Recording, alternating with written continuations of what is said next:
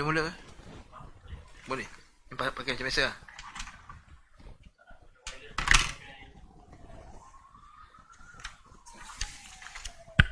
Okey, begini.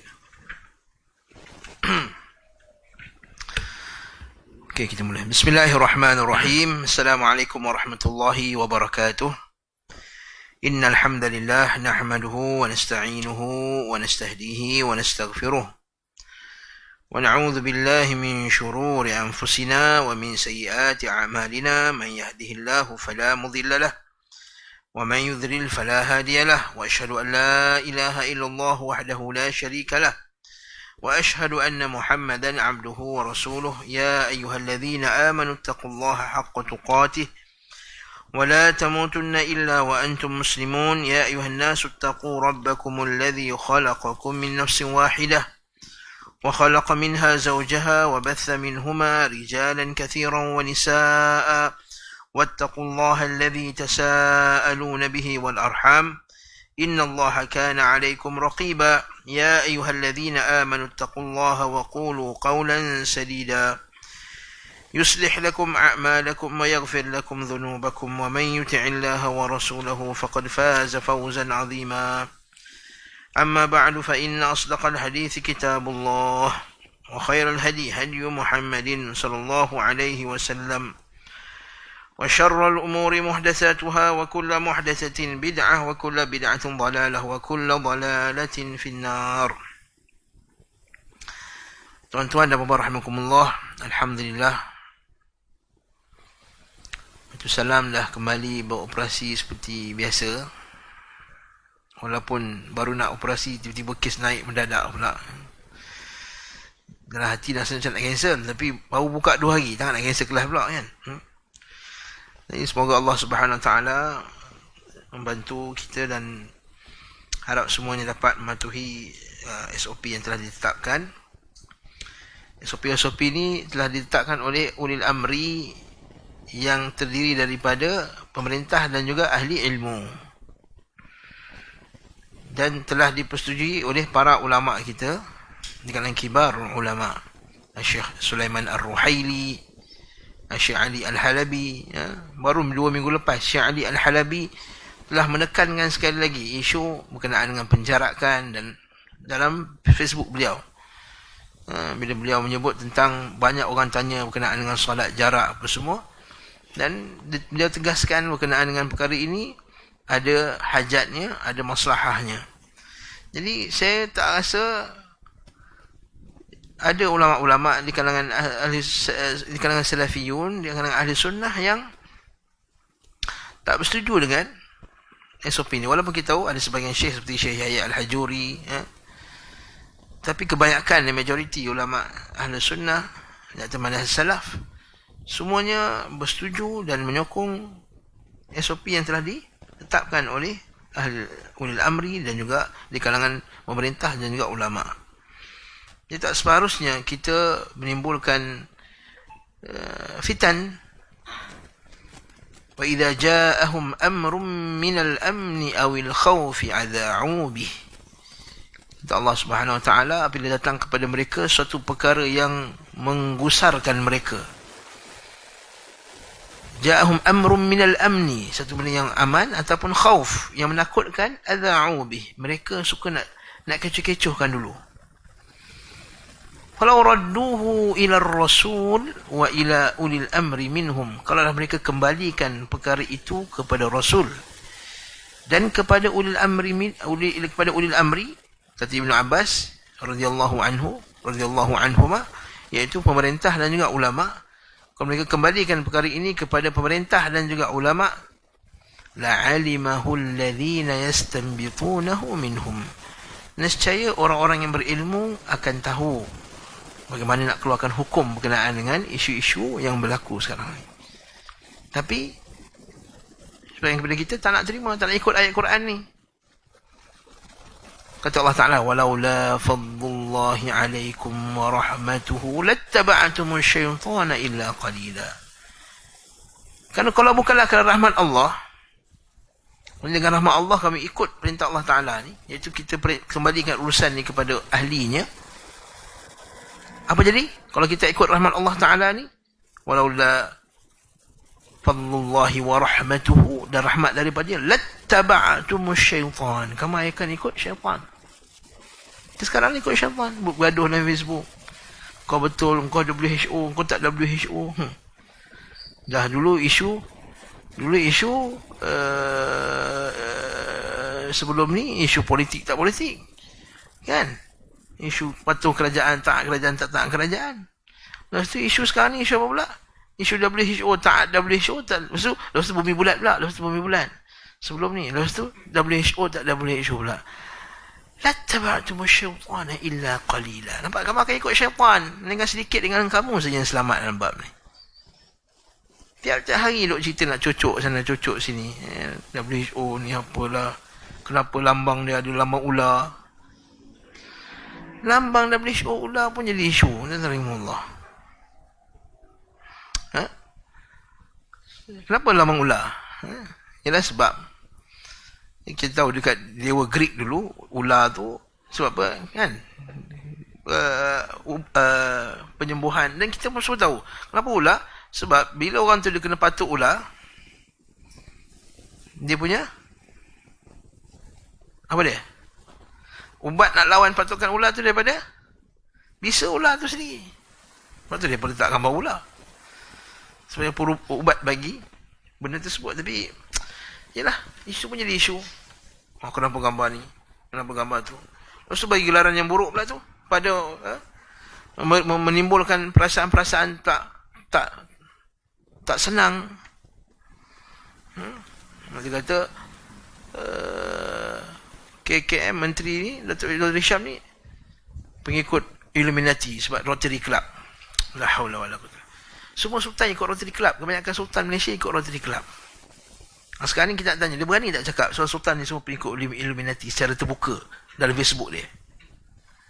Jangan buat fitnah ya akhi. Jangan buat fitnah. Ini fitnah ni. Kewujudan seorang itu masuk Rotary Club. Yalah, kita Rotary Club tu Illuminati yang geng. Tapi tak semestinya dia tu mengikut Illuminati, masuk terpengaruh dengan teori konspirasi dan seumpama dengan ini fitan. Patutnya kita dalam keadaan ini kita bawa orang supaya kita kembali berzikir, kembali mengingati Allah Subhanahu Wa Taala, kembali kita beristighfar, kembali kepada Al-Quran dan Sunnah Nabi Sallallahu Alaihi Wasallam. Ini yang ditanamnya dalam hati-hati pelajar-pelajar ahli sunnah ni, baca pengaji sunnah ni dulu yang ajak orang kembali pada Allah dan Rasulnya.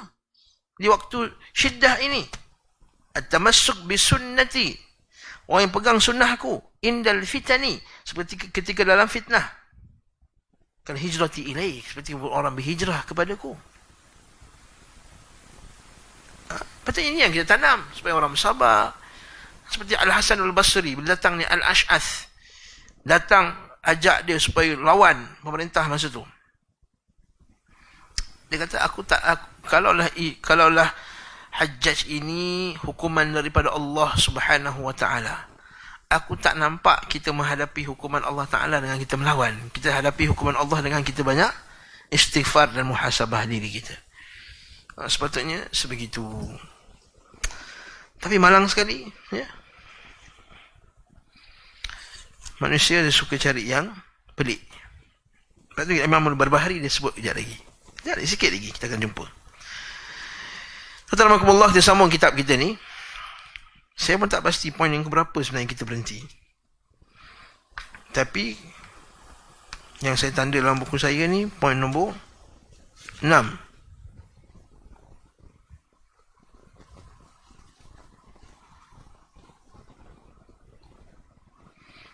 Poin nombor 6. Poin nombor 7.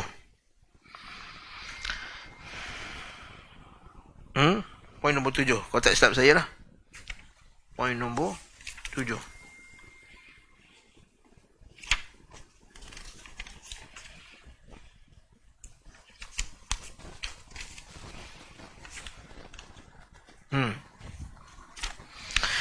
Berkata Al-Imam Al-Barbahari rahimahullahu ta'ala, qala al-muallif rahimahullahu ta'ala, wahdhar sighar al-muhdatsat min al-umur.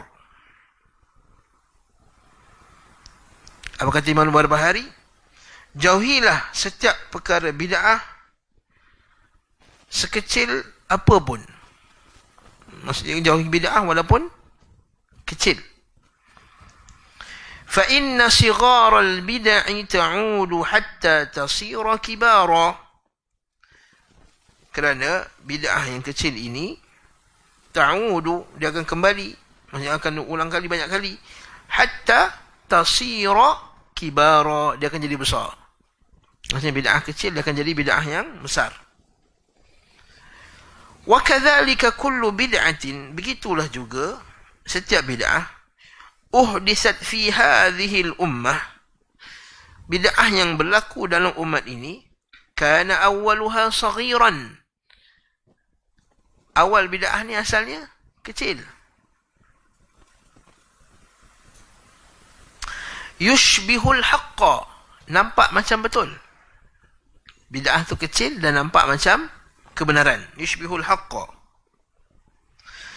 Faghtarra bidzalika man dakhala fiha, maka tertipulah, terpedayalah orang yang masuk ke dalamnya.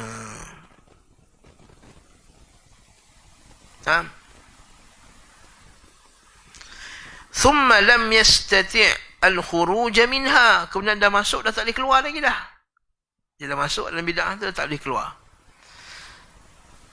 Sama ada dia tak boleh keluar sebab dia dah termasuk dan dia dah menerima dan beriktikad dengan bid'ah tersebut. Fa'azumat wa sarat dinan yudanu biha, maka bid'ah itu lama-lama kelamaan dah jadi besar dan dia jadi sebahagian daripada agama yang manusia berpegang padanya. Fa khalafa as-siratal mustaqim, maka dengan itu mereka telah berselisih, menyalahi jalan yang lurus. Fa kharaja minal Islam, maka mereka pun terkeluar daripada Islam.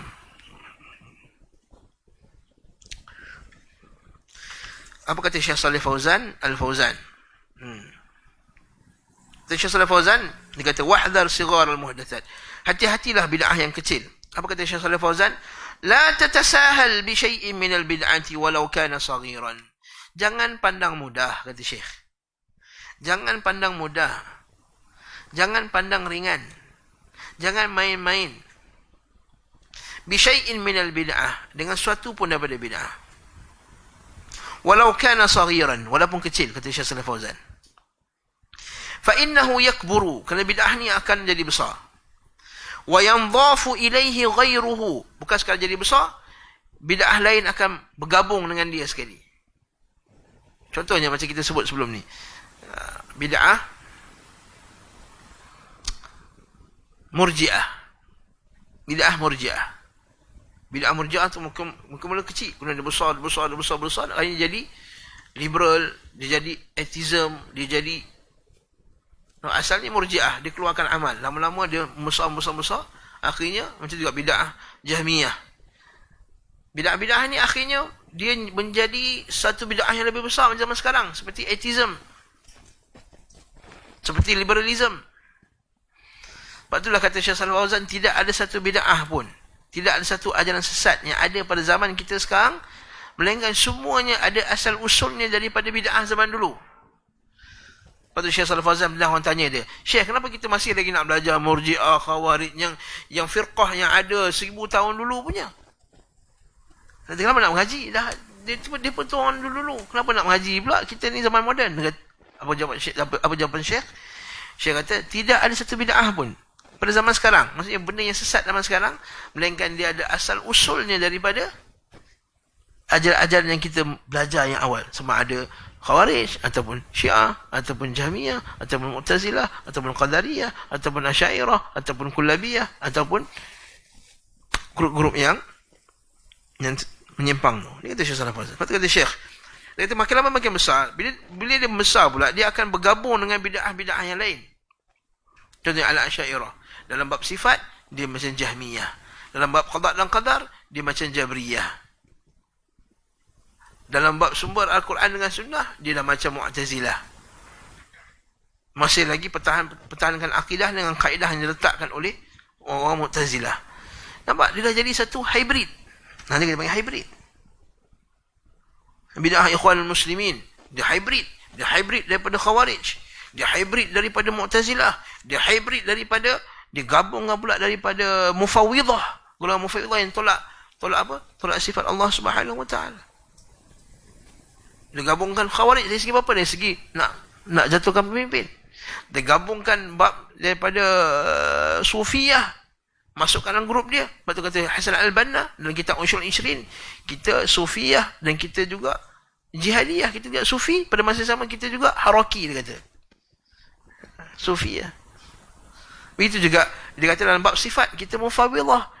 Kata Hasan Al-Banna dalam kitab Usul Ishrin, dia kata kita dalam bab sifat kita Mufawwidah. Maksudnya apa? Kita tak, maknanya kita kembalikan pada Allah. Maknanya kembalikan pada Allah. Kita tak tahu makna sifat Allah Subhanahu wa taala. Nampak? Hybrid. Ya kaum muslimin hybrid. Maksudnya kata tak ada bid'ah, melainkan dia mesti ada asal usul belakang ni, kemudian dia akan yandhafu, kata Syekh, yandhafu ilaihi ghairuhu, dia akan lekat dengan ni, lekat dengan bid'ah. Sebab tu semua dia jadi hybrid. Semua jadi hybrid. Khawarij, hatta Khawarij sekalipun. Ila akhirih. Semua dia jadi hybrid. Wa yandhafu ilaihi ghairuhu. Wa hadha min mafasidil bid'ah. Ini antara kerosakan bid'ah. Li'annahu idhan fataha babul bid'ah zadat. Kerana kalau kamu buka pintu bid'ah, kata Syekh Shalih Fauzan, dia akan bertambah. Buka satu pintu bid'ah, maka akan tambah lagi banyak macam-macam bid'ah. Berarti kalau kita tengok bid'ah pada zaman awal Islam, satu bid'ah muncul, dia akan timbul satu lagi bid'ah yang nak lawan dia. Tapi bid'ah juga. Contohnya, bila orang kata amal tak termasuk daripada iman, maknanya kita tak kena mengena. Amal, tak payah beramal pun tak apa. Muncul satu lagi yang ekstrim. Ekstrim pula dia kata apa? Kalau tak amal, tak beriman langsung. Kafir terus. Yang ni pula kata, kamu beramal macam amalan iblis sekalipun, iman kamu macam iman Abu Bakar As-Siddiq. Dua ekstrim. Ekstrim satu lagi, kata Ali bin Abi Talib Tuhan. Nak lawan dia, kata Ali bin Abi Talib ni, ekstrim lagi pula, Ali bin Abi Talib ni, dia nasibin, dia tolak Ali bin Abi Talib. Dia lawan Ali bin, mengkafirkan Ali bin Abi Talib. Dua kutub yang ekstrim. Lepas tu kata tak ada satu bid'ah, dia akan menghasilkan bid'ah yang lain, sama ada daripada bid'ah tu dia develop bid'ah yang lain, ataupun ada satu kelompok yang lain yang lawan dengan dia, tapi cara dia lawan pun dengan cara yang bid'ah juga. Nampak tak? Bid'ah ni, keburukan dia, macam mana dia lahirkan bid'ah yang lain? Satu, daripada bid'ah dia develop daripada bid'ah, jadi banyak bid'ah yang lain. Contohnya, katakanlah buka satu pintu, sembah kubur, mengagungkan para wali. Adalah jadi bid'ah sembah kubur. Lepas bid'ah sembah kubur, tawaf kubur. Daripada tawaf kubur, inilah, makin lama makin banyak. Itu contoh satu bid'ah, dia jadi bid'ah yang lain. Satu lagi bid'ah menghasilkan bid'ah yang lain macam mana? Dengan munculnya golongan yang nak lawan dengan dia, tapi tergelincir daripada jalan yang betul dalam membantah, akhirnya jadi bid'ah juga. Akhirnya jadi bid'ah juga. Hatta zaman sekarang contohnya, menjatuhkan pemimpin dengan cara paksaan, itu bid'ah. Tetapi mengatakan bahawa parti politik itu jamaah ahli sunnah, itu bid'ah juga. Nampak tak? Dua ekstrim. Nak sebut Hizbi. Kamu marah pula mereka kalau sebut Hizbi. Parti kami lah parti jamaah ahli sunnah. Dia lah asalnya. Asalnya ada satu parti je dekat Malaysia ni. Ni live ke ni? Oh lah, ni yang susah live ni. Asalnya satu parti je. Jadi parti itulah Al-Jamaah. Yang lain semua pecah-pecahan. Jadi inilah Al-Jamaah. Asal enam. Tapi kat Malaysia ni terzahir dia. Kita nampak dalam Malaysia. Dia kata parti itulah Al-Jamaah. Itu satu bid'ah yang lain. Jadi tak boleh keluar daripada parti tersebut. Sampai keluar dari parti tersebut, dia keluar daripada jamaah. Ini juga ekstrim. Lepas tu kita kata Syekh Saleh Fauzan ni betul. Buka satu bid'ah, dia akan melahirkan bid'ah yang lain. Idzan fataha babul bid'ah zadat. Buka je pintu bid'ah, dia akan bertambah. Fala yutasahalu fiha, maka jangan kamu ambil mudah padanya. Lepas tu saya tuan-tuan sudah tengok depan mata tuan-tuan sendiri. Dekat pintu salam ni pun, bila buka satu bid'ah, tergelincir habis, melimpah-limpah bid'ah yang lain. Okay? Sampai sebagian ahli sunnah pun masuk. Bagus ni, lawan liberal. Lagi lawan orang sudah ramai-ramai lah pergi mengaji dengan dia. Rupanya, dalam bab sifat, Jahmiyah. Kemudian bila bab sifat Jahmiyah, bila dia dah terjemput, dia dah malu, dia tak boleh nak tolak, dia kata, alah kita lapang dada lah share wasati. Nampak? Itu kan wasati, akhi. Itu kan wasati. Lepas tu kita pelik orang menjadikan orang yang Jahmi itu sebagai hero dalam Islam. Apakah tak ada ustaz ahli sunnah yang bantah liberal? Tak ada ustaz ahli sunnah bantah liberal. Tak ada ustaz ahli sunnah yang cukup ilmunya untuk membantah golongan-golongan yang terlibat dengan modernisme dan liberalisme. Para masyaikh kita dah berlambat-lambat dah kitab dah saling kitab. Kenapa perlu mengharapkan kepada seorang Jahmi untuk bantah liberal? Kita Allah musta'an. Jangan buka pintu bid'ah, Allah. Akhirnya bila buka pintu bid'ah, yang dia akan makan dulu siapa? Ahli sunnah dia akan makan dulu. Dia tak makan ahli bid'ah, dia makan ahli sunnah dulu. Kata Syekh Muhammad bin Abdullah Al-Imam, dinukilkan daripada gurunya Syekh Muqbil, kata, tidak ada satu bid'ah yang muncul dalam masyarakat melainkan yang akan jadi mangsa yang pertamanya ialah siapa? Ahli sunnah. Orang sunnah dulu yang kena tarik sikit. Lepas tu kata Syekh, jangan buka. Al-bid'atu mithlul jamrah. Bid'ah itu macam batu yang kecil. Walau kanat saghirah. Walaupun kecil. Fahiya takburu hatta tuhriqal bait. Maksudnya jamrah ni batu bara api. Batu yang bara api tu. Macam batu yang kita masak barbecue tu kan. Batu apa yang apa? Arang. Tapi batu arang tu. Okay. Walau kanat saghiratan, walaupun dia kecil, fahiya takburu, dia akan jadi besar. Hatta tuhriqal baita, dia akan membakar rumah. Atau matjara, atau kedai, atau balad kullah.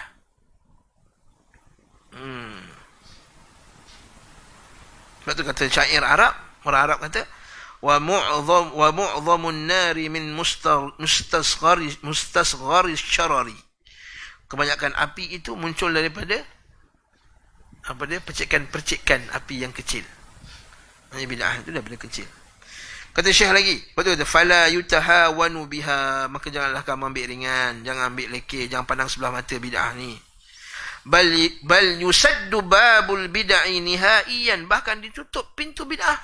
Habis tu, tutup terus, jangan bagi can. Jangan bagi peluang. Naam.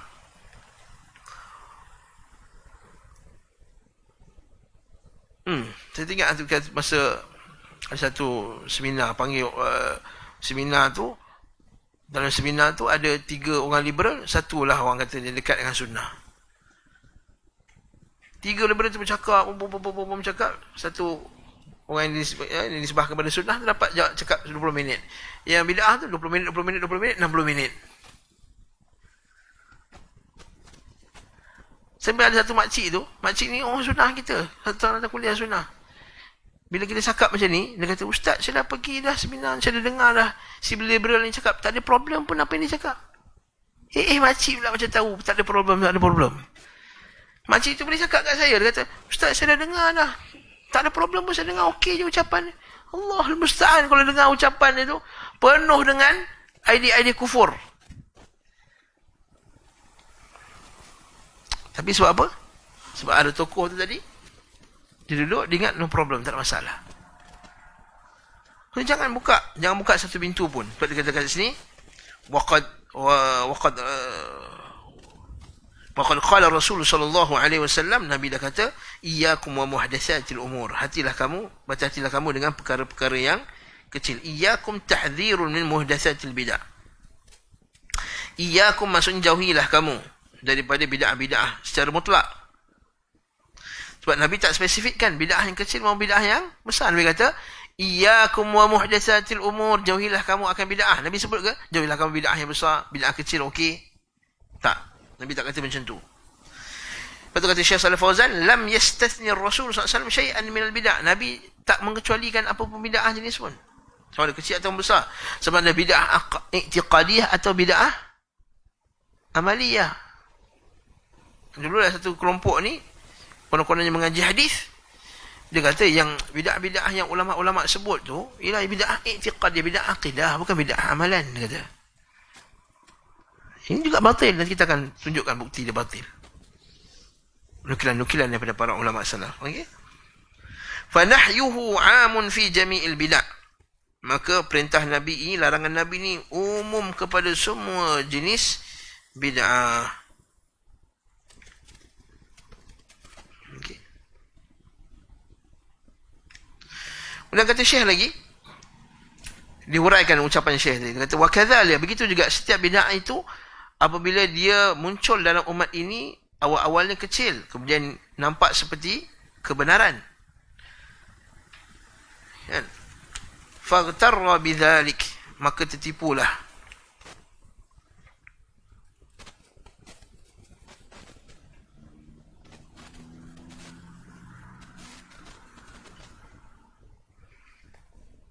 Okey.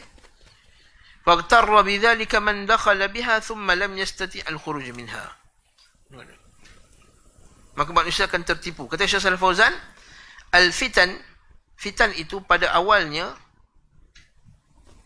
muncul dalam umat kerana apa? Bisababi tasahul ma'a ahli al-ifsad. Nampak ni? Kata Syekh Shalih Fauzan ni. Kalau orang tanya, kenapa bid'ah tu muncul? Sebab at-tasahul ma'a ahli al-ifsad. Kamu bermudah-mudah dengan golongan yang membawa kerosakan. Jadi kamu relax lah, tak payah nak cari sangat Syekh. Walaupun dia tu Jahmiyah, tetapi dia bersama dengan kita dalam bab ini. Contohnya. Betul tak? Biasa tak dengan perkataan dia tu? Apa salahnya Syekh, walaupun kita bersatu dengan Jahmiyah untuk melawan liberal. Kita sama-sama untuk melawan liberal, kita bersatu dengan Jahmiyah untuk melawan liberal. Kaedah ni betul ke? Kaedahnya kaedah Ikhwanul Muslimin. Apa kaedah Ikhwanul Muslimin?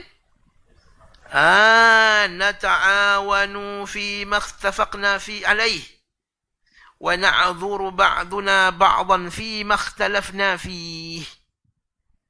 Apa kaedah Ikhwanul Muslimin? Iaitu kita bekerjasama dalam perkara yang kita sepakati.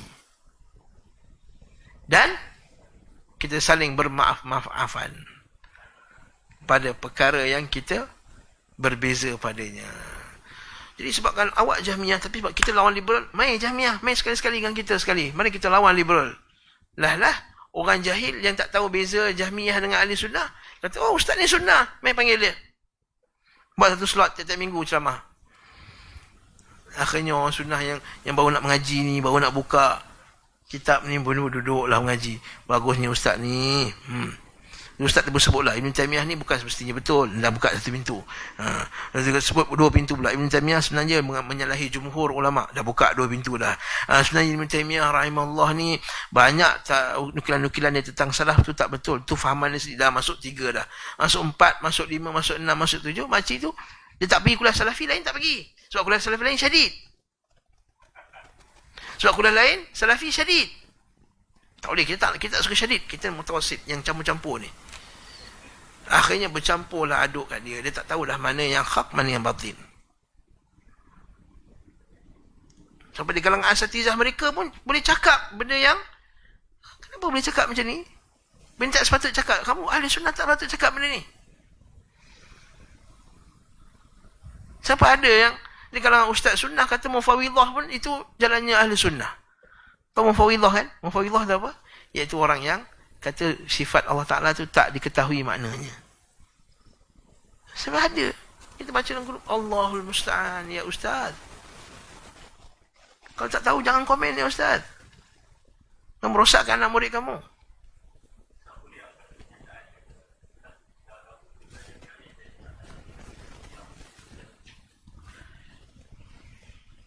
Iktiraf maksudnya apa? Apa maksud iktiraf? Mengakui dia betul. Itu batil. Itu maksudnya kamu mengisbatkan dua benda yang bertentangan. Benda ni hitam ke putih? Hitam. Tiba-tiba ada orang kata putih. Apa, kita hormati pendapat dia. Kita hormati pendapat dia, Syekh. Jangan syadid sangat, Syekh. Kita kena hormat pendapat dia mengatakan benda ni putih. Kita, lah ya, hitam ni. Jangan syadid. Jangan keras sangat. Kita dalam dunia ni, apa yang kita nak? Kita nak keamanan, keharmonian. Apa gunanya kalau kita cakap benda ni hitam tapi kita bergaduh? Itu masalahnya sekarang. Lepas tu yang kata benda ni putih, lama-lama yang kata hitam, pengikut yang kata hitam ni pun, lah. Putih lah. Nampak adik? Berlaku tak? Berlaku ya akhi. Sampai dah akhirnya kata bab sifat ni bukan bab penting dalam ahli sunnah. Bab sifat dah bukan bab penting. Dah keluar bab sifat furu'. Dah buka lagi pintu. Jadi tak penting, Syekh. Isu benda hitam atau putih itu bukan isu. Ini bab kecil je. Khalas. Okey, bab ni bukan penting.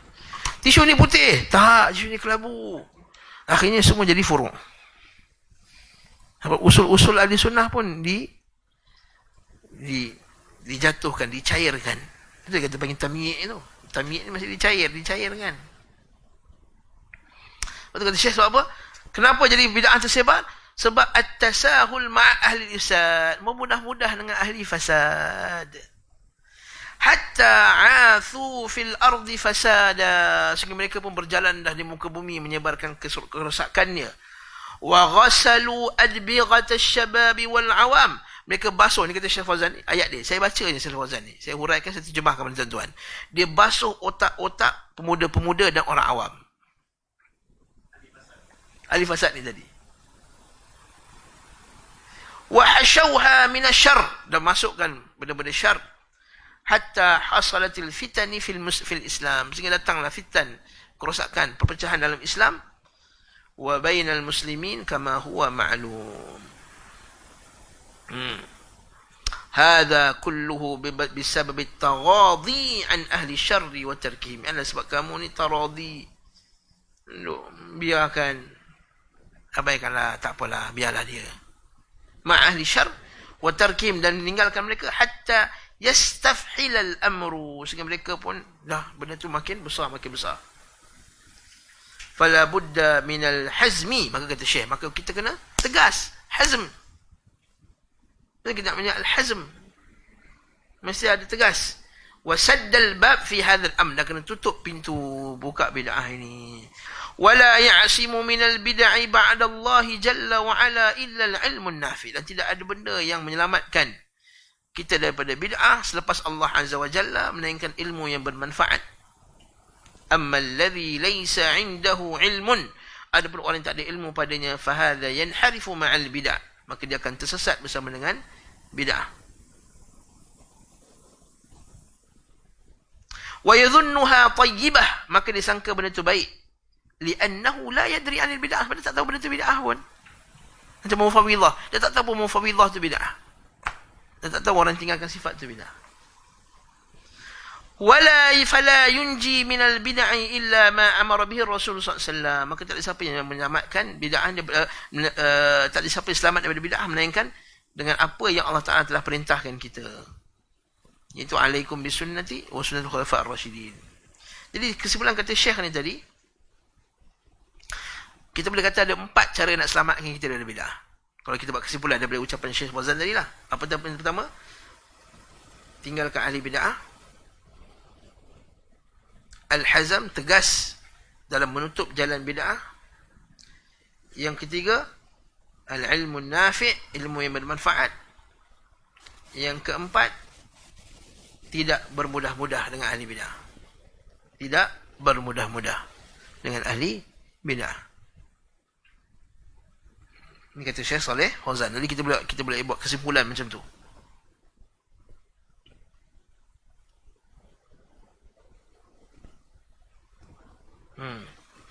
Lepas tu Nabi kata, Syekh, kita kena ada ilmu tadi kan. Syekh kata, nak lawan bid'ah kita kena ada al-ilmu nafi'. Dengar kata Syekh, apa kata Syekh? Hadha huwa alladhi ya'simu minal bid'ah. Ilmu inilah yang akan menyelamatkan kita daripada bid'ah. Wa hadha yahtaju ila ta'allum wa tafaqquh fi dinillah. Maka perlu berhajat tafaqquh. Makin mengaji lagi, makin halus dia akan faham bid'ah. Kita tahu etis tu satu. Rupanya etis ni ada 5 atau 6 mazhab etis. Yang lagi detail lagi. Baru ni ada satu kursus secara online daripada satu syekh. Syekh ni asalnya orang Sweden. Dia masuk Islam, belajar dekat Saudi, Madinah, dapat PhD dalam akidah. Dalam tu dia kata ada 6 atau 5 etis. Kita nampak etis tu satu je. Rupanya ada halus lagi. Subhanallah. Jadi makin mengaji, makin kita update lagi banyak. Sekarang ni ada apa garpu tala apa? Sekarang ni pula yang buka Quran apa semua konon-kononnya tidak nasi. Asar. Okey. Naam. Jadi lepas tu kena berhajat kepada update. Lepas tu seorang ustaz juga dia kena update. Bila dia pakai bagi ilmu yang dia belajar 80-an dulu, kan? Dia tak update, dia tak tahu gerakan-gerakan yang terbaru. Lalu dia kata, oh dia ni okey. Oh fulan okey, tak ada masalah. Okey dia ni tak ada masalah. Dia tak update. Dia tak update bid'ah yang baru. Bila tak update bid'ah yang baru, dan bid'ah yang baru update ni macam mana? Dengan kita sentiasa mengaji, kita kena update, tengok grup masyayikh. Syekh update. Kali ni ada muncul bid'ah yang baru muncul. Kemudian bila kita sebut, ada pula setengah tokoh pula dia berubah. Dulu masa 90-an dia mengaji dengan Syekh bin Bas. Lepas tu 2020 dia dah mengaji dengan orang pelik pula. Jadi bila kita bantah, maka ustaz yang dia tak update ilmu ni, dia akan kata apa? Dia ni sunnah lah. Kenapa ustaz ni syadid? Dia kenapa ustaz ni, kenapa? Dia kata, kenapa ustaz ni bantah tu? Dia ni aku kenal dia mengaji dengan Syekh bin Bas dulu. Sebab tak update. Maka kita kena sedar, ustaz-ustaz juga bukannya bila dah dapat degree atau master dalam bidang tu, dia akan sentiasa ilmu dia full dia, mantap dia, tak. Dia perlu update. Pergerakan-pergerakan, kumpulan-kumpulan yang berubah, yang dulunya ahli sunnah kemudian berubah jadi ahli bid'ah, tokoh-tokoh yang asalnya pejuang sunnah kemudian berubah jadi ahli bid'ah. Jadi perlu update. Bila update ni, kita kena. Lepas tu kadang-kadang, bila ada sebahagian ustaz-ustaz kita yang telah memberikan jiwanya untuk mengkaji kumpulan-kumpulan ni, jangan kamu kata, ustaz ni tak ada kerja lain, nak cari kerja salah orang. Dah. Sedangkan ustaz ni siang malam duduk mengkaji kitab, dia tengok kumpulan-kumpulan pergerakan-pergerakan yang muncul. Khusus tu, bukannya pukul 8 malam macam ni, khusus di 3.30 pagi dalam rumah Allah. Bersengkang mata nak dengar 3.30 pagi. Untuk hadir kursus tu. Sebab nak tahu gerakan-gerakan yang terbaru, gerakan-gerakan etis yang terbaru, atau gerakan-gerakan yang sesat yang terbaru. Jadi, lepas tu kita kata, Syekh kata kat sini, berhajat kepada pengetahuan. Betul ulama salaf dahulu. Pengetahuan tentang tokoh-tokoh tu ialah benda yang sangat-sangat mereka berikan perhatian. Ada satu kisah ulama salaf ni, ulama hadis. Ada satu perawi hadis, apa Muharrar ke apa nama dia. Ada satu ulama salaf dia kata, aku masa mula-mula aku dengar pasal dia sebab dia ni warak. Aku berharap sebelum aku masuk syurga aku jumpa dia dulu baru aku masuk syurga. Sebab dia tahu tokoh tu punyalah hebat. Kemudian aku kaji tokoh tu. Bila aku tengok rupanya dia ni tak peduli kan hadis tu sahih ke tak sahih, memang lasah aje. Lepas tu aku kata, daripada aku lagi suka jumpa taik daripada jumpa dia. Nampak ni, ulama hadis ni. Disebut dalam muqaddimah Sahih Muslim. Cuma saya tak ingat nama dia siapa. Sebelum dia kenal tokoh tu, dia kata apa? Oh, kalau aku boleh sebelum aku masuk syurga, aku nak jumpa tokoh ni. Lepas tu dia kaji, rupanya tokoh ni jenis yang tak peduli kesahihan hadis, memang belah asah je. Lepas tu dia kata apa? Aku jumpa taik lagi aku suka. Bukan taik biasa, taik ba'ran. Ba'ran ni taik unta. Maksudnya aku jumpa taik unta lagi aku suka daripada jumpa dia. Allahu Akbar. Allahu Akbar. Kalau saya cakap, kalau orang ustaz tu cakap macam ni zaman sekarang, oi, Syadid, tak ada adab. Syekh, delete hantar punya status, Syekh. Ini bukannya ahli ilmu. Tak ada adab. Merosakkan nama sunnah. Allahu Akbar. Allahu Akbar. Tapi itu cerita lain lah. Lepas tu kata kat sini, nampak tak? Kata Syekh Shalih Fawzan lagi. وَلِهَذَا لَمَّا كَانَ السَّلَفُ أَفْقَهُ الْأُمَّةِ. Dan apabila salaf dahulu ialah orang yang paling faham agama ini, kanu ashadda hadran minal bid'ah. Maka mereka yang lebih lagi berhati-hati dan memberi peringatan tentang bid'ah. Maksudnya kata Syekh Shalih Fawzan, lagi tinggi ilmu kamu, lagi peka kamu terhadap bid'ah. Lagi tinggi ilmu kamu, lagi keras kamu terhadap bid'ah. Lagi tinggi ilmu kamu, lagi kamu ni lebih tajam kamu punya pandangan kamu terhadap bid'ah. Nampak kata Syekh Shalih Fawzan. Betul kata Syekh, disebabkan salaf dahulu orang yang paling tinggi ilmunya, maka mereka lah orang yang paling berhati-hati, paling berjaga-jaga, paling kuat tentang bid'ah, wa ashadda tahdhiran minal bid'ah. Dan orang yang paling kuat mentahdzir bid'ah. Paling kuat mentahdzir bid'ah. Li'ilmihim bima tajurruhu ilaih, kerana ilmu mereka tentang bahayanya bid'ah tadi. Dan kita sebut tentang Allah. Ada tak dalil-dalil daripada sirah ataupun Nabi SAW sendiri tentang syadidnya Nabi melawan bid'ah? Ada banyak. Bila Zulkhuwaisirah yang petirkan Nabi SAW. Zulkhuwaisirah kan? Kamu tahu yang kata Nabi, laku adil lah ya Rasulullah. Bila Nabi membahagi-bahagikan harta rampasan perang Hunain, dia kata, ya Rasulullah, i'dil, ya Muhammad, i'dil. Ya Muhammad, berlakulah adil. Saya tahu mungkin sebagian dah dengar cerita ni, tapi ramai lagi yang tak dengar. Jadi saya akan ulang balik cerita ni. Wahai Rasulullah, wahai, tak panggil Rasulullah, dia kata, ya Muhammad je. Ya Muhammad, i'dil, fa innaka lam ta'adil. Berlaku adil lah, sungguhnya kamu tak berlaku adil.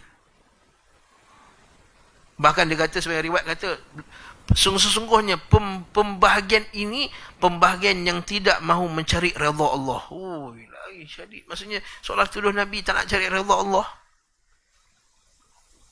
Nabi kata apa? Kata, waihak, apa hal kau ni? Faman ya'dil idza lam a'dil. Kata, siapa lagi yang adil kalau aku tak adil? Dan riwayat lain kata, ala ta'manuni wa ana aminu man fis sama'. Adakah kamu tak rasa aku ni amanah sedangkan aku ni lantik oleh Allah Ta'ala untuk menggang amanah bawa wahyu dia? So, semua tahu kisah ma'ruf. Kemudian Umar pun nak pancung. Da'ni ya Rasulullah, adribu hadal munafiq. Tapi Nabi tak kasih. Jangan wahai Umar. Li'alla yatahaddathu an-nas anna Muhammadan yaqtulu ashabah. Atau kama qala Nabi sallallahu alaihi wasallam, agar manusia semua tidak berkata-kata bahawa Nabi Muhammad ini bunuh geng dia sendiri. Zaman tu bukan ada KKM, bukan ada CPRCC, bukan ada. 5 petang, 5.30 petang, Assalamualaikum, hari ini kes kita 278. Tak ada. Kalau fitnah tu dah tersebar, susah. Sekarang ni dah ada macam-macam pun nak kontrol fitnah tu susah, betul tak? Macam-macam fitnah kan? Fitan. Yang khabar berita palsu tu tersebar, sangat-sangat tersebar di kalangan. Sampai suruh minum, makan bawang putih lah, apalah. Konon-kononnya. Dia lekatkan sekali, nampak? Dia lekatkan berita betul, dia lekatkan berita palsu. Itu dia sebar ke bawah tu. Belilah produk saya bawah tu, belilah. Lah beli ubat saya. Nak lawan COVID, beli ubat saya. Ubat saya boleh lawan COVID. Tak perlu vaksin.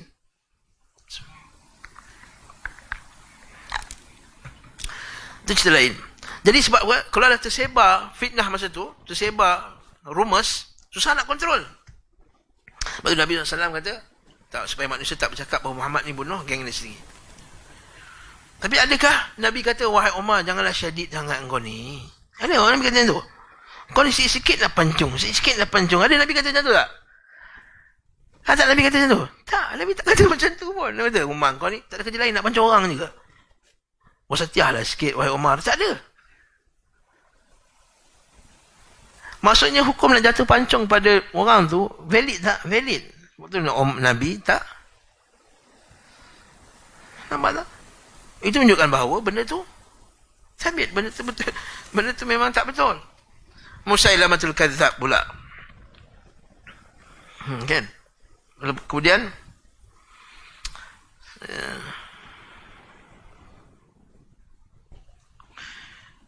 Musailamatul kadzab yang muncul di akhir-akhir zaman Nabi, Nabi palsu.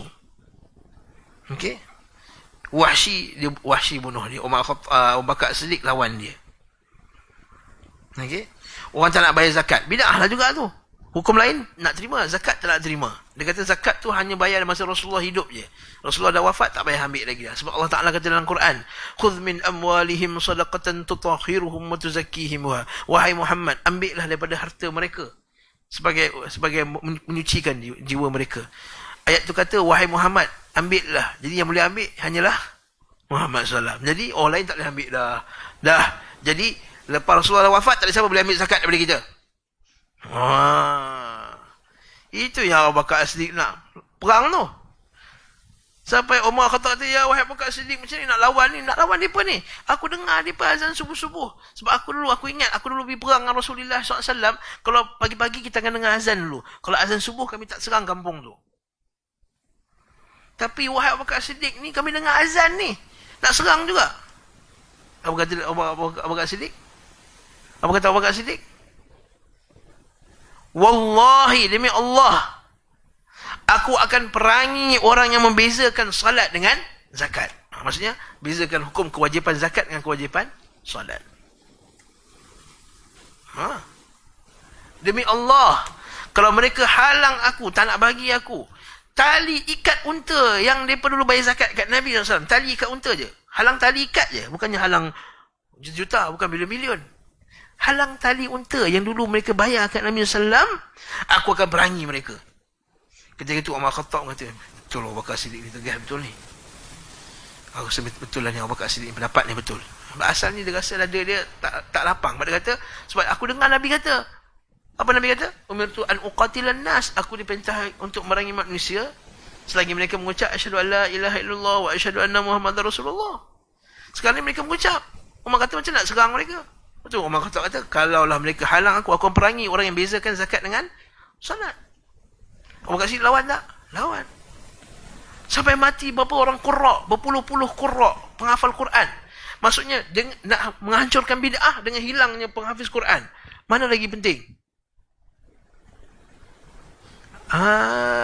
Kalau kita ikut logik zaman sekarang, tak payahlah Syekh kan mati kau habis Quran ni. Lagi bagus kita kekalkan hafiz Quran, buka tahfiz banyak-banyak. Kita dakwahlah cara baik mereka ni kepada kembalikan. Jangan perang-perang. Apa serang-serang orang ni? Kita bukan cara ahli sunnah serang-serang. Baik kita buat hafiz ni, bawa masuk kampung, buat padang pasir, dakwah. Buka tahfiz kat kampung. Macam tu orang Bakar Siddiq fikir. Tak. Kalau nak ikutkan maslahah 70 orang qurra hafizul Quran dengan matinya seorang Muhammad ni, Nabi palsu ni. Kalau kita ikut logik sekarang, mungkin kita tak payahlah. Dia tu kecil je kat kampung ujung tu je. Kita lagi banyak agenda, kita lagi besar je. Zaman sekarang banyak orang kata dia. Tak. Perang. Tahu Nabi palsu. Ada satu penulis ni, saya tak ingat nama dia. Saya pernah baca buku dia, tapi dah lupa penulis dia. Zaman Form 4 dulu. Riddah, murtad yang tidak ada Abu Bakar Siddiq lagi pada zaman kita ni lah. Kemurtadan yang tidak ada lagi Abu Bakar As-Siddiq untuk menghadapinya. Maksudnya apa? Zaman kita ni dah tak ada Abu Bakar Siddiq, orang macam Abu Bakar Siddiq untuk lawan bid'ah tadi. Lagi, Tulaihah Al-Asadi, seorang Nabi palsu juga, yang muncul dekat Yaman.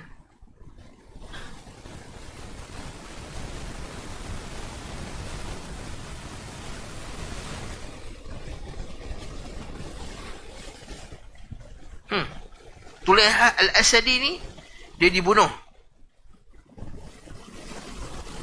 Pada hari dia dibunuh, Nabi SAW kata, Qutilal Anasi Al-Asadi ni. Oh tu kan, tu Aswad Al-Ansi, sorry, tu Aswad Al-Ansi. Okey. Tulaiha Al-Asadi ini bertaubat. Sajjah At-Taghlabiyah, Nabi palsu, lawan juga. Nama dia Sajjah At-Taghlabiyah, Bani Taghlab. Kemudian Al-Aswad Al-Anasi, ini satu lagi. Saya silap tadi, Tulaiha Al-Asadi. Al-Aswad Al-Anasi, yang ni lah yang dibunuh. Jadi dekat Amman, dekat Oman. Pada hari dia dibunuh, Nabi SAW kata, Qutila Al-Anasi qatalahu rajulun mubarak. Telah dibunuh Al-Anasi dan telah membunuhnya seorang lelaki yang diberkati daripada keluarga. Masya-Allah. Fairuz Ad-Dailami, yang bunuhnya Fairuz Ad-Dailami. Nabi puji pembunuh Nabi palsu ni tadi. Patutnya orang yang lawan ahli bid'ah patutnya lagi dipuji. Ini lagi diherdik-herdik. Tak payah lawan ahli bid'ah, Syekh. Keras sangat entah, Syekh.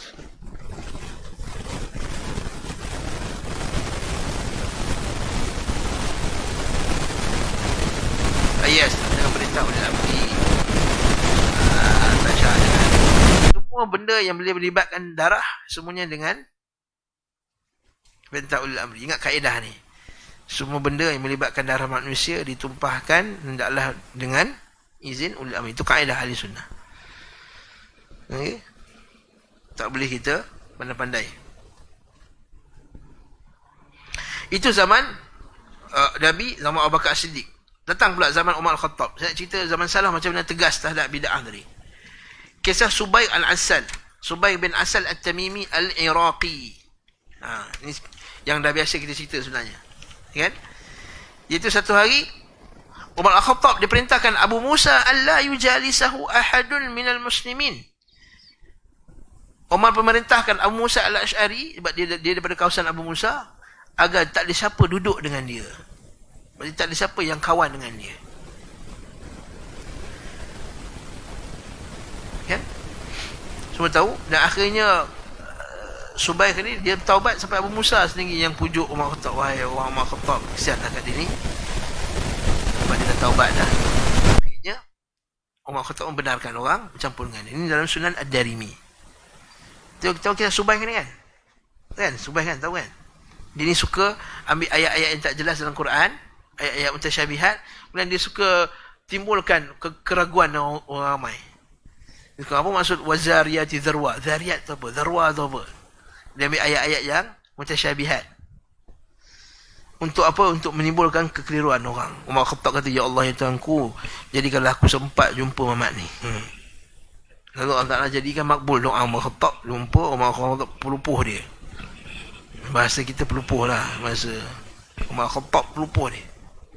Sebab dia kata, bunuh je lah aku tak nak bunuh kau, aku nak pelupuh kau, kata. Akhirnya dia boykot sampai berapa tahun, berapa lama, sampai kata Anas bin Malik, kalau Umar Al-Khattab perintahkan kami untuk boykot dia selama 30 tahun, kami akan boykot dia 30 tahun. Waktu boykot ahli bid'ah ni ada dua. Satu boykot rasmi, satu boykot tak rasmi, individu.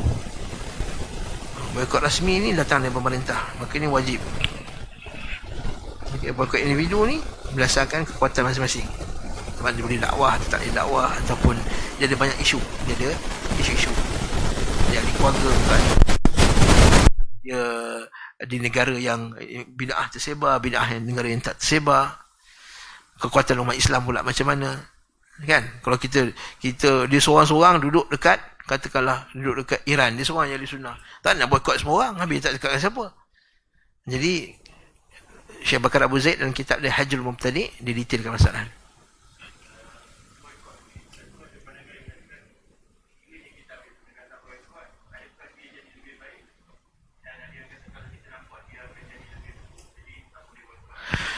Memboikot ahli bid'ah ni ada dua maslahah.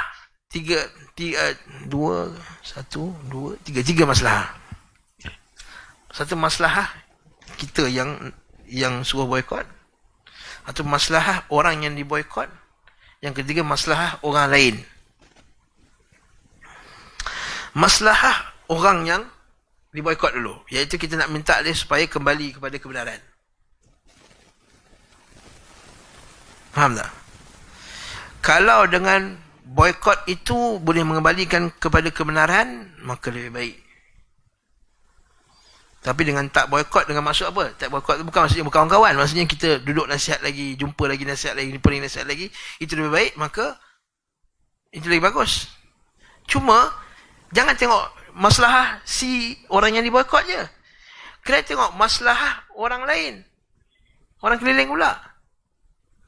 Lepas tu orang yang silap dalam masalah ni, dia hanya tengok masalah orang yang diboikot je. Kalau kita bersama dengan dia, mana tahu dia kalau jadi baik ke tak jadi baik, ila akhirih. Dia tak tengok masalah orang awam yang jahil, yang tak perasan. Bila dia duduk dengan ahli bid'ah, dia akan bercampur dengan ahli bid'ah, dia baik dengan ahli bid'ah, dia mesra dengan ahli bid'ah. Bila dia tengok keadaan tu, orang awam akan terikut-ikut dengan bid'ah tersebut. Abu Dzar Al-Harawi, perawi Sahih Al-Bukhari, dia tengok guru dia cium kepala ahli bid'ah di kalangan ahli kalam, terus dia pun terpengaruh. Dia tengok guru dia, terus dia ikut ahli bid'ah tadi. Jadi kena timbang tara benda ni juga. Dan satu lagi, kita ni sendiri, kita pula takut kita duduk dengan dia, kita pula terpengaruh dengan dia. Itu kita punya masalah kita juga. Sebab tu kata Nabi SAW, "Idza sami'tum 'anid dajjal falyana anhu." Bila kamu dengar pasal dajjal, lagi. Fa innar rajula ya'tihi yadhunnu wa huwa annahu mu'min, yadhunnu annahu mu'min, fayattabi'uhu lima yara fihi min al-fitan. Maka ada orang dia pergi bila dengar pasal dajjal, dia kata, "Idza sami'tum 'anid dajjal falyana anhu." Bila kamu dengar pasal dajjal, lagi pada dajjal. Kan Nabi kata apa? Kerana sesungguhnya nanti ada orang lelaki, seorang lelaki yang dia dengar pasal dajjal, dia pergi jumpa Dajjal tu. Konon-kononnya jumpa Dajjal tu, dia boleh nak debat dengan Dajjal tu. Apa kata Nabi SAW? Fayattabi'uhu, maka dia ikut Dajjal tu tadi. Ya Rabbi. Termakan dengan Dajjal. Nah, itu kita punya masalah. Jadi soal, bila kita timbang tara masalah ni, agak-agak mana lagi berat? Jadi kalau beratnya pada dua kelompok, maknanya dua kelompok akan rosak, kita ada juga orang tu, orang awam, maka lebih baik kita berkorban kerana dia masalah dia seorang. Dan kaedah fiqh kata apa? Maslahat ma'ammah, masalah umum, dia lebih diutamakan dari masalah individu. Masalah umum lebih diutamakan dari masalah individu. Sebab nak selamatkan seorang, kita biarkan orang lain semua ni terlibat dengan bid'ah.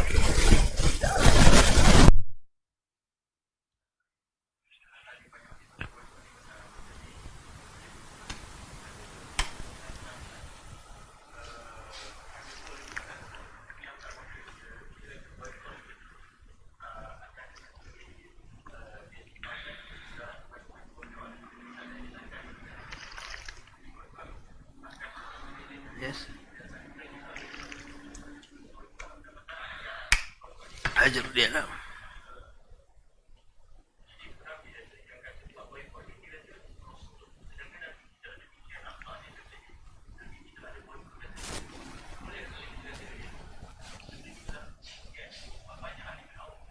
Tak, apa tak berlaku boikot zaman Nabi SAW pula? Nabi boikot isteri dia 4 bulan sebab satu isu je. Bila salah satu seorang isterinya, bila Nabi kata, bagilah unta ni dekat siapa? Salah seorang isteri, saya tak ingat namanya, ni dalam muqaddimah, dalam kitab sunnah dan sunnah Abi Daud. Bila ada salah seorang isteri Nabi, dia ada unta lebih. Nabi kata, bagilah satu unta tu kat Maria. Sofia binti Huyai bin Akhtab, Yahudi.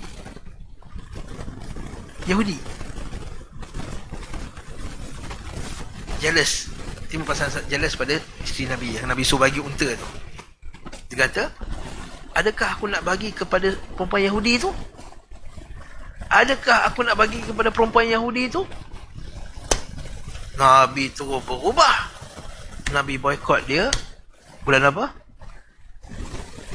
Zulqa'dah. Zulhijjah wa ba'du Safar. Mai 2 bulan setengah. 2 bulan setengah Nabi boikot. Bukankah ustaz tak boleh boikot lebih dari 3 hari? 3 hari boikot dalam masalah dunia, tuan-tuan. Bergaduh pasal jual buku ke, dia tak kasi jual buku. Ni program aku, jangan jual buku kat tempat aku. Oh, gajuk 3 hari je. Tak betul lah, bukan betul lah. Ni orang lain. Jual madu, jangan saya A, 4A. Madu kos 2A je. Tak, madu saya 3A. Bergaduh 3 hari je boleh. Pasal bab dunia 3 hari. Terkik dalam grup WhatsApp, mengajuk 3 hari je boleh. Terkik dalam grup WhatsApp. Terkik.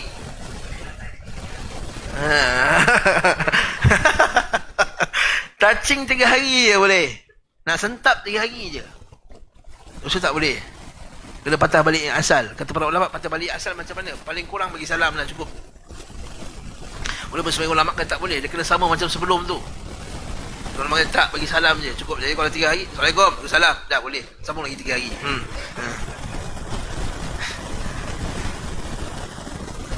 Tapi dalam bab agama boleh lebih daripada 3 hari.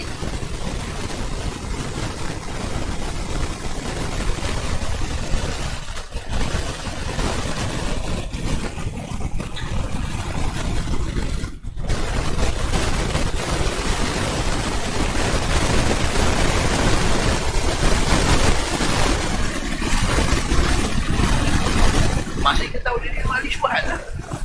Bukan ahli sunnah, syubhat lah.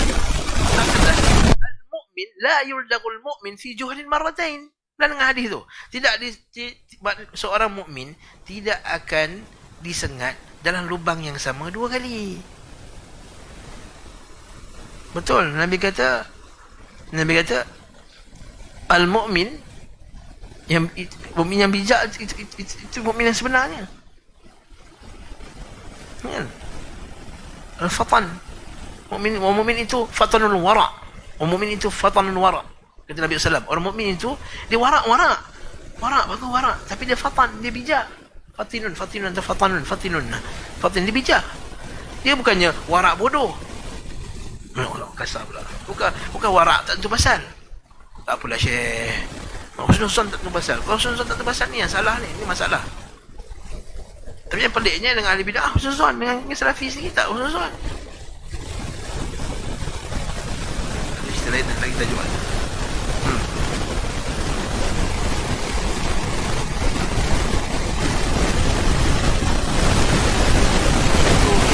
Syubhat yang evergreen.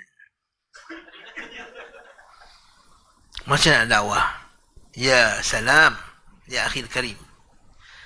Apakah para sahabat tidak dakwah kepada Khawarij? Adakah dakwah tu kamu kena bermesra-mesra, minum cawan, minum kopi sama dengan dia, gelak-gelak, ambil selfie, itu letak dalam Facebook, itu dakwah? Nah, kau boleh jumpa dia. Assalamualaikum Zamihan.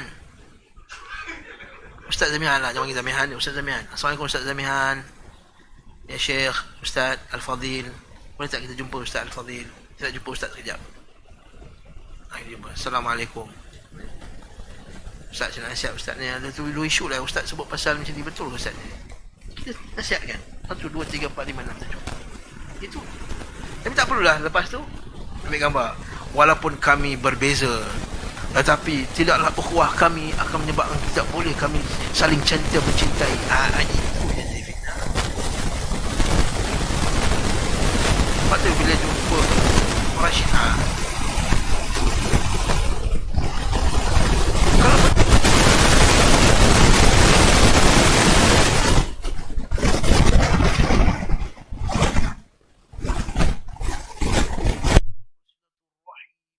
dengan ini, dan saya juga ada kawan Yahudi sekian-sekian, tak perlu dah sebut macam tu ya akhi, ya syekh, ya doktor. Itu buka pintu fitnah kepada orang awam. Akhirnya orang awam macam, wah ini mantap, ini bagus, inilah wasatiyah, inilah sederhana. Tak seperti sebahagian orang yang tu ustaz lain terpaksa balik jawab, buat status baru, buat ini baru, jadi panas tadi. Fitan. Apakah zaman salaf dulu tak pernah, Imam Syafi'i tak pernah terfikir nak dakwah orang Syiah ni? Sampai dia kata, kalau Syiah meninggal jangan pergi, jangan tanam, jangan apa, bagi salam jangan jawab, kalau cakap jangan percaya. Aku tak nak tengok orang yang paling penipu sekali dalam agama daripada orang Syiah. Adakah Imam Syafi'i tak pernah terfikir kita nak dakwah orang Syiah? Ya akhi, mereka itu kaum yang lebih nakkan petunjuk bagi orang lain, tapi mereka tak buat macam korang. Macam mana dakwah ni tauqifiyah ya akhi. Dengar ni satu kaedah. So Ustaz Syafiq Abu Mubarak cerita bab ni.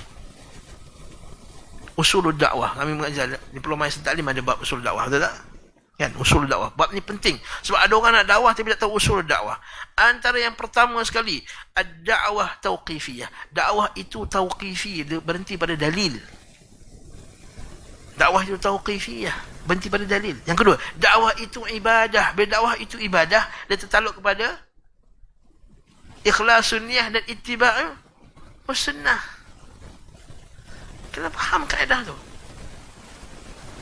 Adakah zaman salaf dahulu muncul golongan yang berdakwah dengan ahli bid'ah dengan menzahirkan kemesraan ni konon-konon dengan tujuan nak dakwah? Itu kena hati-hati masalah. Nah.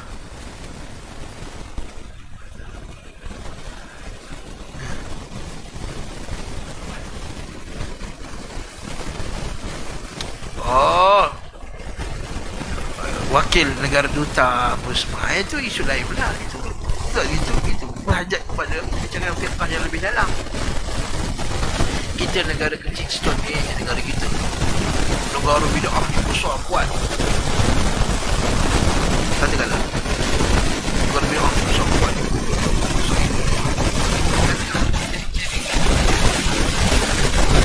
kami nak hantar wakil trade kami ke negara kamu. Tak kita tu. Tak boleh. Kalau kamu ahli bid'ah, jangan masuk. Lalu menyebabkan tertumpahnya darah atau kita tak boleh makan, dia halang, dia buat embargo, dia buat sekian dan sekian. Maka ini sangat luas dia punya perbincangan. Ini kembalikan kepada ahli ilmu. Jadi kalau kata ada wakil duta datang negara kita, duduk daripada negara-negara dan tokoh dia sekian dan sekian. Dan bila kita ada masalah kenegaraan, kembalikan kepada ahli negara. Kembalikan kepada negarawan, Perdana Menteri, Menteri Luar Negara, Menteri Perdagangan Dalam Negeri dan ewan-ewan pengguna, KPDN, KK. Kembalikan kepada Menteri MITI, kembalikan kepada Menteri Pendidikan. Kalau kata Menteri Luar, maka kita kembalikan kepada orang ahlinya. Kamu minta pasal-pasal ni bagi yang besar, dia kapitan.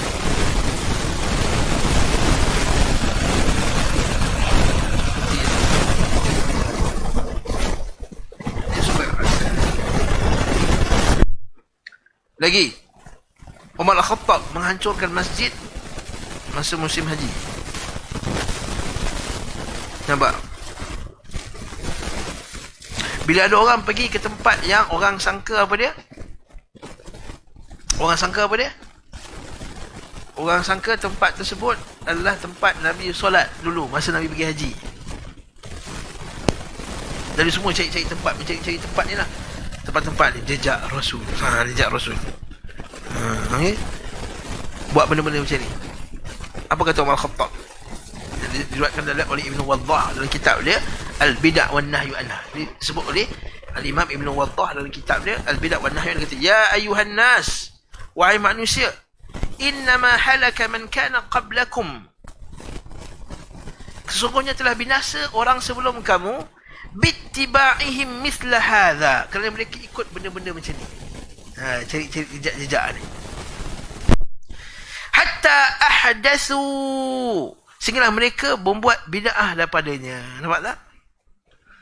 Faman urdat lahu fihi salatun falyusall, maka siapa yang bila sampai kat tempat tu dah tiba waktu solat, solat je lah. Wa man lam ta'arrada lahu fihi salah, dan kalaulah mereka tak tiba waktu solat, jangan cari-cari tempat untuk solat. Macam orang buat apa? Solat dekat Gua Hira, kan? Berlambat-lambat ramai orang pergi Gua Hira nak sembahyang. Dia telah buang masa dengan pergi mana? Pergi semayang ke atas tu. Baik dia pergi semayang ke Masjidil Haram. 100,000. Dia panjat bukit dari subuh-subuh sampai tengah hari. Lepas tu dia turun balik sebab nak pergi gua.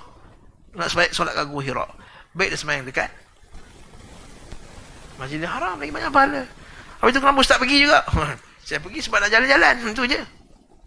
Bukan niat nak ibadah. Lepas tu kita naik atas gua Hira. Tak ada niat langsung nak beribadah. Kita niat nak jalan-jalan. Nak tengok kesan sejarah. Macam kita nak pergi Taiping, nak tengok istana. Macam kita pergi Johor Bahru, nak tengok istana Johor. Macam kita pergi naik gua Gunung Tahan sebab naik Gunung Tahan itu. Adapun nak bertabarruk padanya, tak.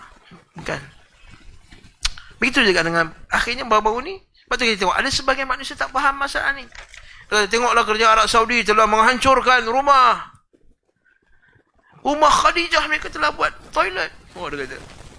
Pertama, betul ke rumah Khadijah tu? Rumah atuk engkau yang kelima, kau ingat tak rumah atuk kau yang kelima?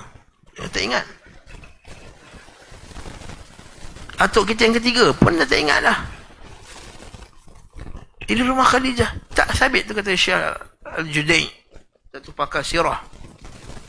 Dia kata, tidak ada satu bukti yang kukuh pun untuk menetapkan di rumah si fulan, itu rumah si fulan dekat keliling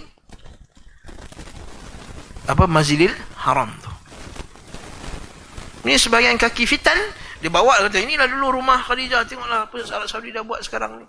Mereka telah hancurkan. Allah musta'an.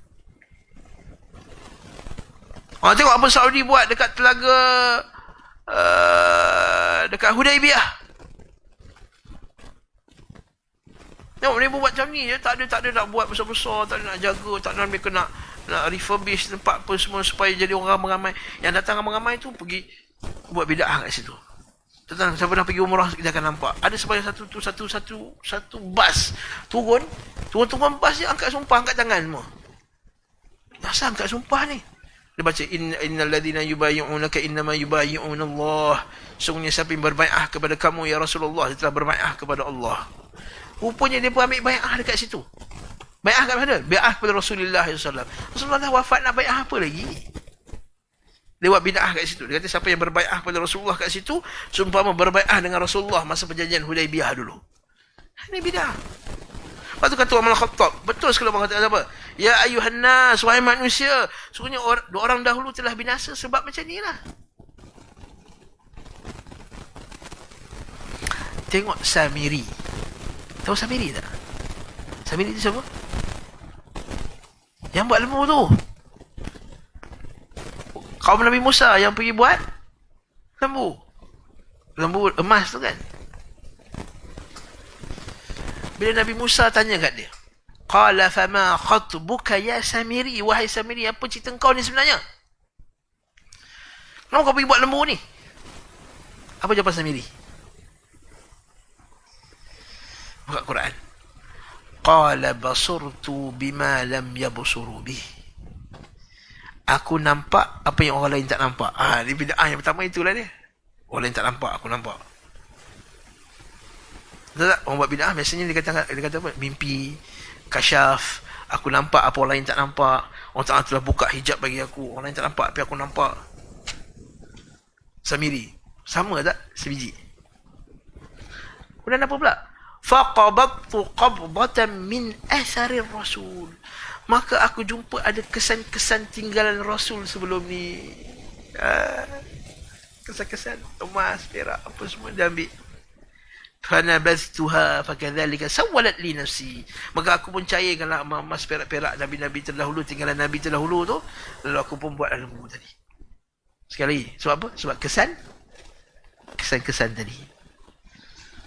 Sebab itulah Islam dia tak cari pun kesan-kesan macam ni. Tak cari kesan-kesan macam ni. Sebab tu bahaya. Kalau buat jejak Rasul tu, biar cerita pada bab sirah je. Ambil iktibar sirah saja. Jangan tabarruk dengan tempat tu. Ini berlakunya bid'ah sekarang. Jejak Rasul tu bagus. Cerita pasal Nabi-Nabi kita pun seronok. Masa kita kecil-kecil bulan puasa kan, petang-petang kita tunggu.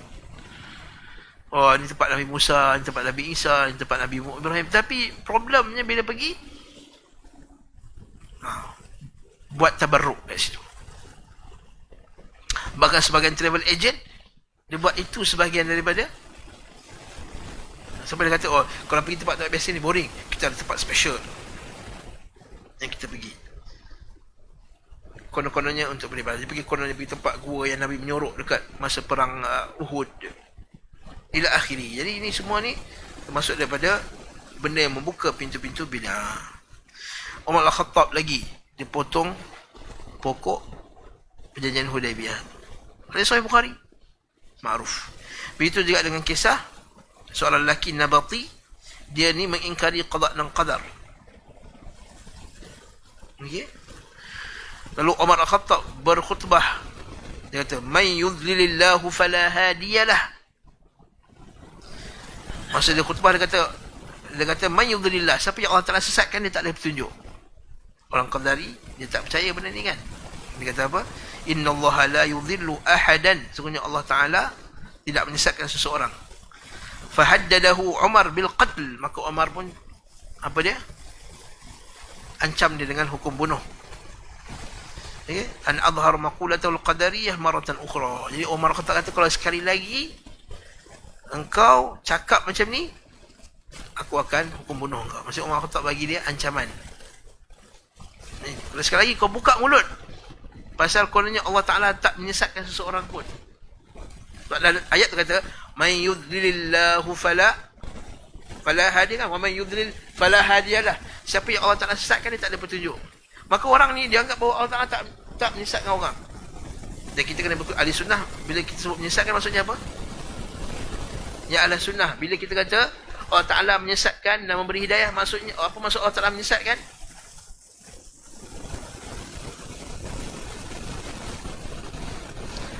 Kan kita baca ayat innal hamdalillah, kan starting ustaz ceramah kan, may yahdihillah fala mudhillalah. Siapa yang Allah Taala sesatkan dia, siapa Allah Taala bagi hidayah kat dia, maka dia takkan sesat. Siapa yang Allah Taala sesatkan dia, maka tak ada siapa boleh bagi petunjuk kat dia. Apa maksud Allah Taala sesat?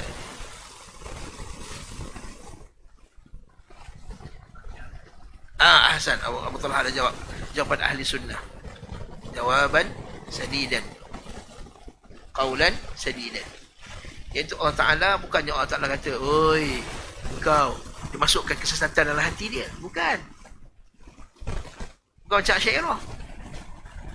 Syairah, dia ingat manusia dia macam satu makhluk blur atau makhluk blur. Nak buat baik kena buat jahat. Lalu Allah Ta'ala bagi dia idea buat jahat. Nak buat jahat lah, minum arak lah. Itu bukan ahli sunnah, bukan macam tu. Ahli sunnah kata macam mana? Ahli sunnah kata manusia itu memang ada potensi untuk buat jahat. Allah Ta'ala telah cipta bagi dia nafsu. Kemudian Allah Ta'ala uji dia lagi dengan Allah Ta'ala adakan qarin daripada kalangan jin yang hasut dia. Dia ujian bagi dia. Lalu dia ada kemampuan nak sesat, Allah Ta'ala biarkan dia sesat. Itu maksudnya Allah Ta'ala sesatkan dia. Jadi Mamat Qadariyah ni, pada zaman Umar Al-Khattab ni, dia petikai, dia kata Allah Ta'ala mana boleh sesatkan orang. Dia tolak hadis tadi. Jadi Allah Ta'ala sesatkan orang dengan cara Allah Ta'ala biarkan orang tu dalam kesesatan. Lalu Umar Al-Khattab pun bagi ancaman kat dia, bagi dia apa dia, warning kat dia, kalau sekali lagi kau sebut, aku akan hukum bunuh. Aku akan hukum bunuh. Sebab apa? Menolak qada dan qadar. Ini diriwayatkan dalam Abdullah bin Ahmad dan Kitab Sunnah oleh Abdullah bin Ahmad bin Hanbal. Ini bagus ya, kita baca kitab. Abdullah Ahmad bin Hanbal ada kitab Usul Sunnah kan. Anak dia pun ada kitab As-Sunnah oleh Abdullah bin Ahmad bin Hanbal. Kitab yang mantap, bagus. Kitab akidah yang Syekh Jibrin ada mensyarahkannya. Syekh Abdul Jibrin ada syarahkan kitab tersebut. Saya stop kat sini. Ada banyak lagi dalil. Penuh saya kat tangan saya ni. Hujah-hujah. Nanti kita akan tengok pula bagaimana salaf mentahdir ahli bid'ah. Dalil salaf mentahdir ahli bid'ah. Dan tengok macam mana tegasnya mereka mentahdir ahli bid'ah. Sebab kita sebut tadi kan ada empat cara nak ahli bid'ah. Pertama, tinggalkan bid'ah, jangan bagi can. Yang kedua, hazm, tegas. Yang ketiga, manfaat. Yang keempat, tidak bermudah-mudah. Jangan anggap enteng bid'ah. Tahzir beri peringatan supaya mereka menjauh. Nah, kita akan tengok. Kalau kita tengok dekat poin nombor 7 tu. Kan?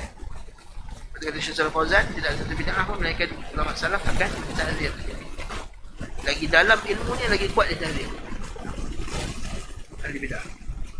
Lagi dalam orang tu ilmu dia, lagi halus dia nampak. Dia jangan biar tadi dia nampak video pelik sikit. Kita akan tengok nanti dalam kitab As-Sunnah Allah bin Ahmad bin Hanbal.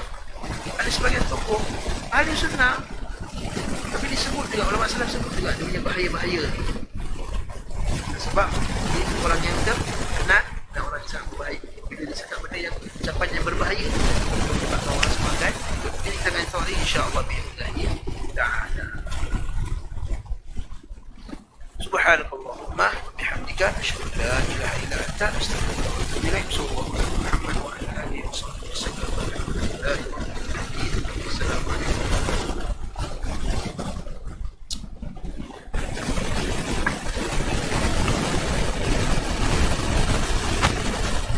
Alhamdulillah, selesai kuliah kita kedua ini, tuan-tuan. Doalah banyak-banyak, kita bersyukur dapat kembali kuliah walaupun dengan ada keadaan SOP, kita bersyukur masih juga dapat. Doakan mudah-mudahan wabak ni tidak naik balik lah. Satu. Yang kedua, kitab yang Ustaz pakai ni oleh Syekh Shalih Fauzan. Bukan nak kenal semua, boleh Google. Bukanlah orang kata Tok Syekh mana kecil-kecil, bukan. Dia ada credibility beliau.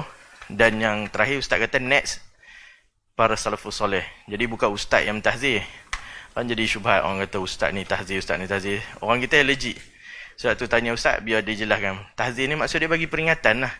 Kalau orang jalan nak nampak dia tak nampak longkang, kita bagi peringatan jangan jatuh.